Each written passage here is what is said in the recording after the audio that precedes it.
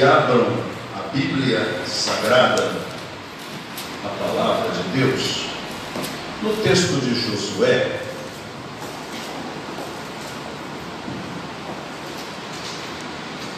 livro de Josué, capítulo de número 3, versículo 4 e 5. Josué, capítulo 3, versos 4 e 5. Contudo, haja distância de cerca de 2000 côvados entre vós e ela. Não vos chegueis a ela, para que conheçais o caminho pelo qual haveis de ir, visto que por tal caminho nunca passastes antes.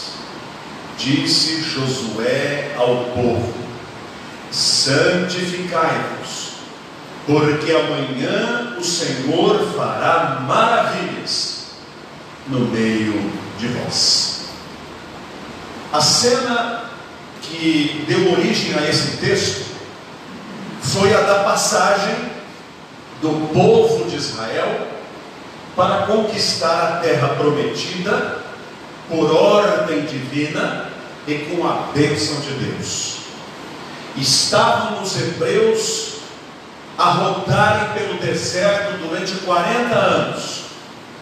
Poderiam ter chegado na terra prometida em questão de semanas, mas em virtude dos seus pecados, por terem trocado o Deus verdadeiro por deuses feitos de ouro, por terem trocado o culto verdadeiro ao Deus reto, santo e maravilhoso, por um culto imoral, indecente, por uma festança em bebedeiras no meio do deserto, em virtude de terem medo de entrarem na terra prometida, porque diziam eles: essa terra prometida está cheia de gente perigosa, eles irão matar os nossos filhos.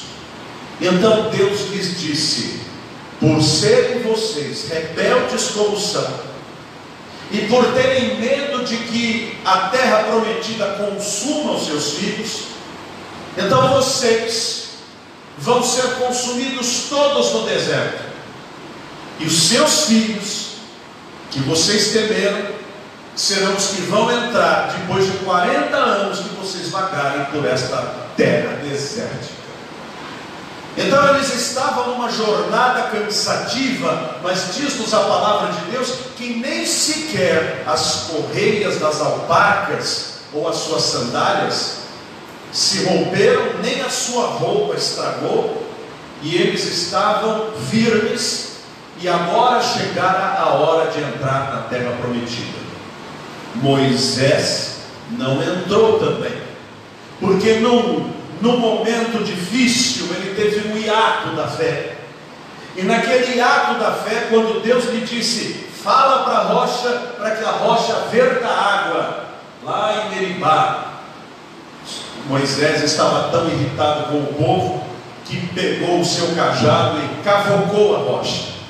Então Deus disse a ele: por você não ter crido que eu era suficientemente capaz de fazer verter água, mesmo sem cutucar a pedra, você também não entrará na terra prometida. Você só verá de longe. E a severidade de Deus não mudou. Ele é o mesmo ontem, hoje e eternamente. Mas em Cristo Jesus ele veio como pastor amado, abraçando os seus cordeiros, curando as feridas e injetando uma nova vida no coração das pessoas. Israel está agora para entrar na terra prometida, e Josué diz a eles: a arca da aliança irá à frente. A arca da aliança representava a presença de Deus no meio do povo. Hoje nós não precisamos mais de nenhum objeto para representar a Deus no meio da igreja. Não precisamos do peixe, não precisamos da arca, não precisamos de cruz, não precisamos de nada. A cruz é um adorno cristianismo. Cruz vazia. O peixe foi um reconhecimento dos cristãos primitivos para que soubessem quem eram os outros cristãos. Também permissível, mas não precisamos andar aqui com um objeto feito santo de adoração, como muitos cultos acontecem, onde as pessoas entram com aquela coisa e tocam aquilo como se Deus estivesse lá. Não, o templo de Deus agora é o coração do crente, é onde o Espírito Santo habita. Mas ali a arca representava a presença de Deus e ela seguiria a orientação divina. E Josué diz assim: não se cheguem muito perto dela, fiquem à distância de 1 quilômetro, porque a terra que vocês vão conquistar é desconhecida. Vocês nunca foram lá, eu nunca fui lá, nós não sabemos como será, mas Deus sabe. Por isso vamos deixar que Ele nos conduza. 2022 é a nossa terra prometida. 2022 está aqui na beirada do Rio Jordão da meia-noite. Nós vamos cruzar o limiar deste Rio Jordão, e esta terra de hoje, de 2021, ficará para trás. Nós molharemos o nosso pé nas águas do Rio Jordão desta vida, sendo que lá em Israel eles não molharam o pé. Deus abriu para que eles passassem. No entanto, nós não sabemos o que há lá na frente.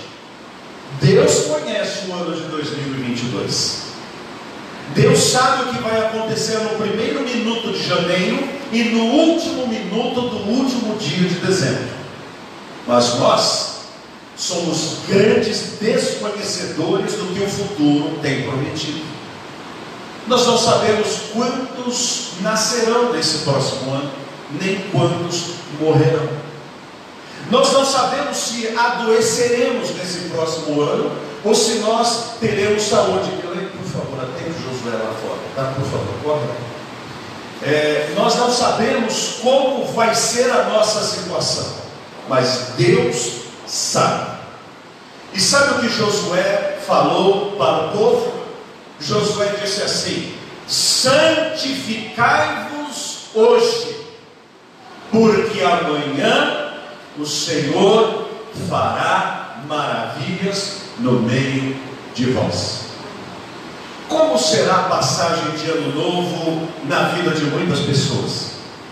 Em santidade, em retidão, em adoração a Deus, lendo as Escrituras, cantando hinos, edificando a alma e buscando a presença de Deus, a consagrar cada minuto do próximo ano? Ou a maioria das pessoas atravessará este Rio Jordão do tempo de forma imoral, indecente, com comilanças, com bebedices, com músicas indecentes, com brigas caseiras, com acidentes que poderiam ter sido evitados? Nós bem sabemos como o mundo passa o seu réveillon. Mas o crente que sabe que o ano de 2022 é desconhecido, mas é conhecido por Deus, tem a ordem divina de santificar-se agora, de orar agora, de dar a Deus glória agora, de consagrar ao Senhor o tempo agora, porque a promessa que Josué fez para o povo, ela também vale para nós, porque amanhã o Senhor fará maravilhas no meio de nós. Se nós buscarmos a Deus de todo o nosso coração, a promessa de Mateus capítulo 6, verso 33, ela nos alcançará. Buscai, pois, em primeiro lugar o reino de Deus e toda a sua justiça, e todas as demais coisas vos serão acrescentadas. Se nós buscarmos a presença de Deus, nós me encontraremos. Buscar-me-eis e me encontrareis quando me buscares de todo o vosso coração.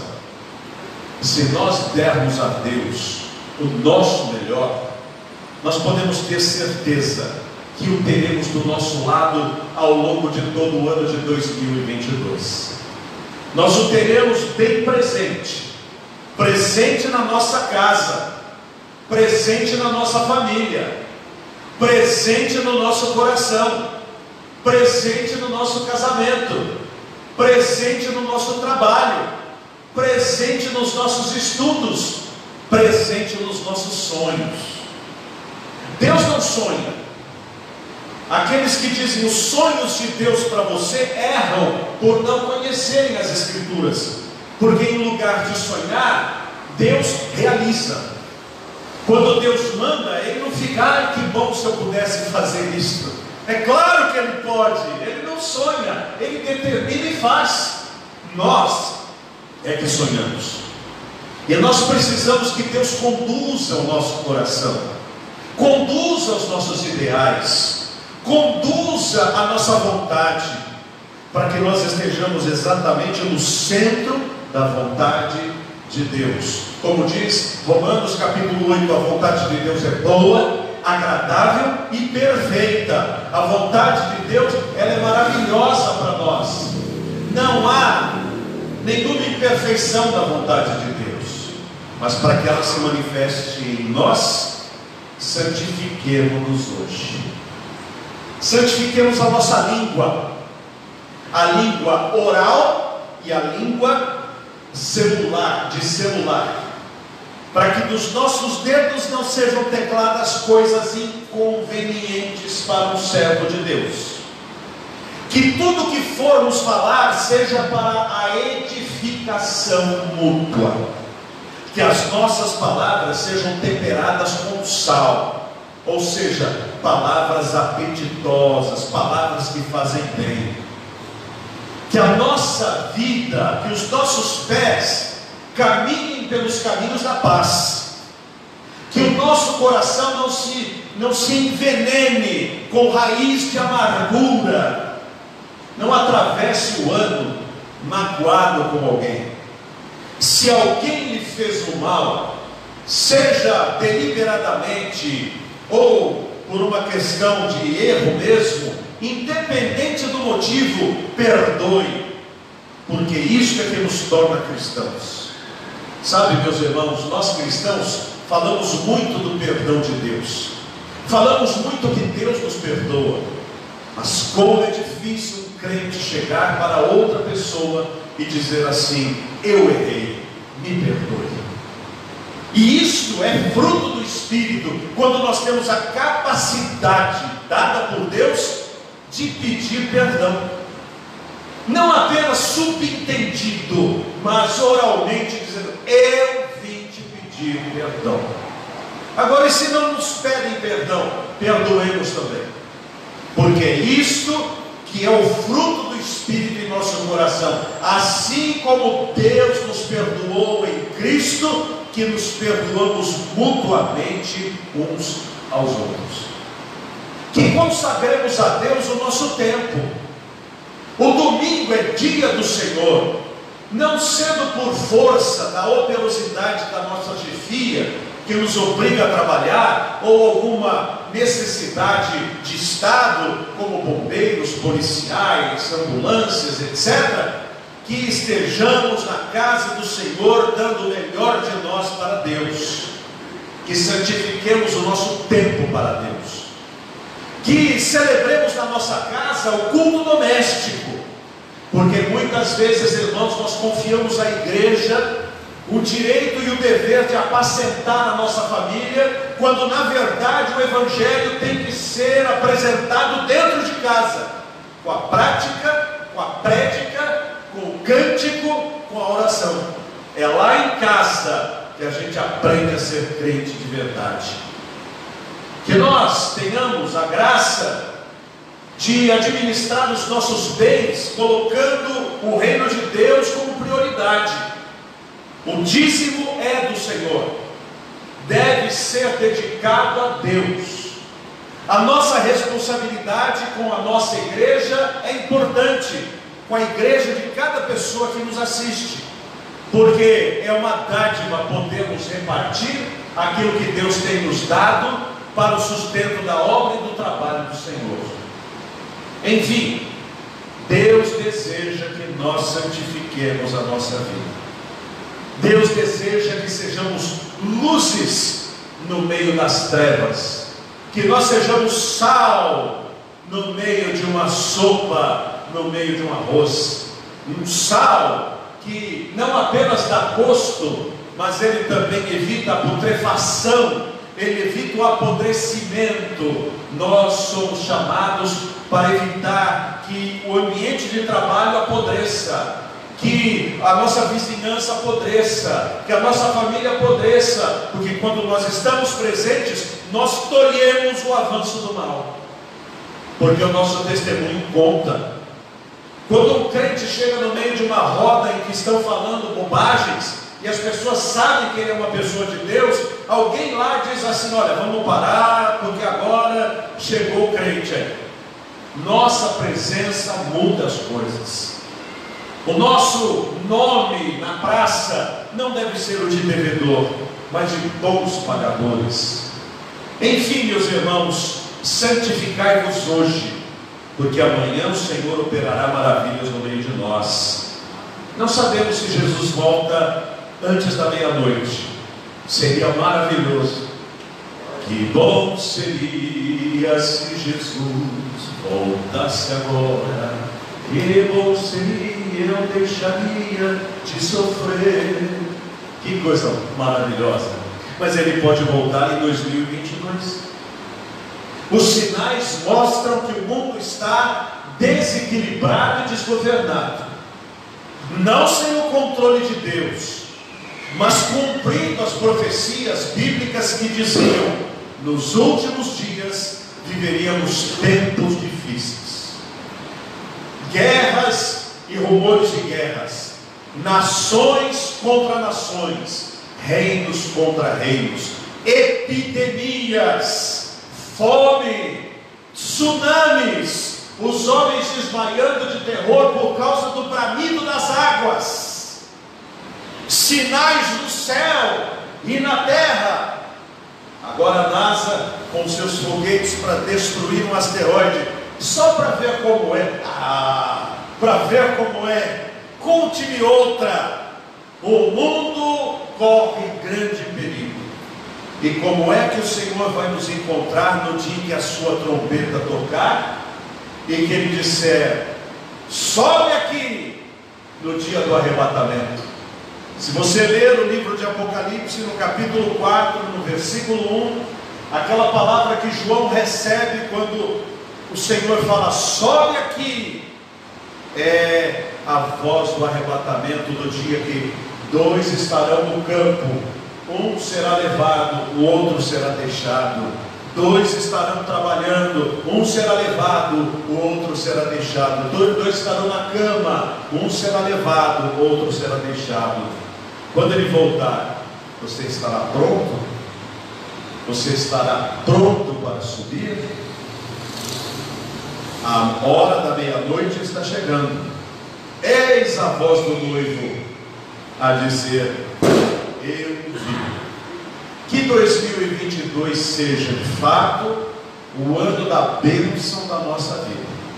Que nos santifiquemos hoje, porque o Senhor fará maravilhas nos meses que virão a partir desta meia-noite. Que Deus nos abençoe ricamente. Amém.